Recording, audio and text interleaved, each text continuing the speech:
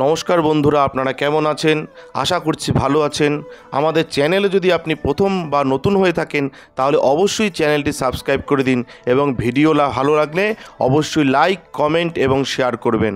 আজকে আপনাদের সাথে যেই ব্যাপারে আলোচনা করব তা হলো যারা সিংহ রাশি জাতক জাতিকা রয়েছেন আপনাদের কেমন কাটবে এই সপ্তাহ, অর্থাৎ 15ই এপ্রিল থেকে 21শে এপ্রিল পর্যন্ত কেমন কাটবে সেই ব্যাপারে বলবো, আসুন জেনে নিন। আপনি বুঝতে পারবেন যে আপনার স্বাস্থ্য ভালো থাকলে আপনি জীবনের প্রতিটি দিক উপভোগ করতে পারবেন।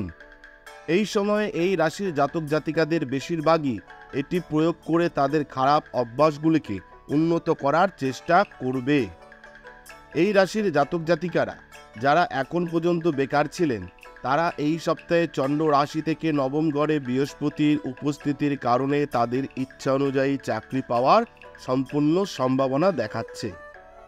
এতে শুধু তাদের দারিদ্র আর্থিক অবস্থার উন্নতি হবে না, তারা তাদের বকেয়া ঋণও পরিশোধ করতে পারবে।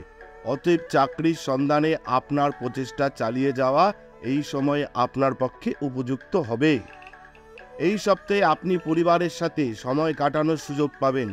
এই সময়ে আপনি জানতে পারবেন যে বাড়ির বাচ্চারা তাদের পড়াশোনার চেয়ে খেলাধুলায় বেশি সময় ব্যয় করছে, যার কারণে আপনি হতাশ হবেন এবং এই দিকে সঠিক সিদ্ধান্ত নিয়ে আপনি তাদের জন্য কিছু কঠোর নিয়ম তৈরি করতে পারেন।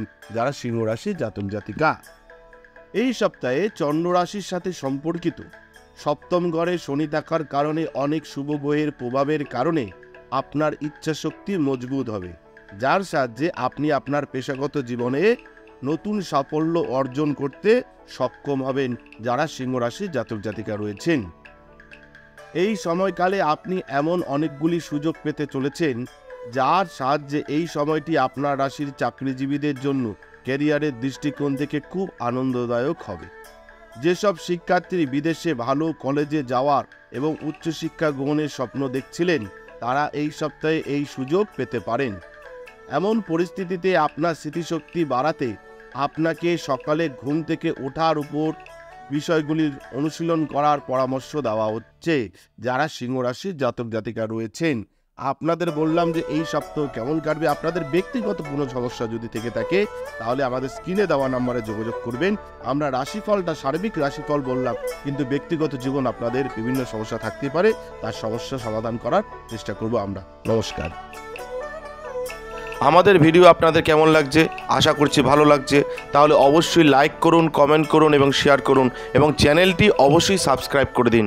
ভালো থাকবেন, সুস্থ থাকবেন, ধন্যবাদ।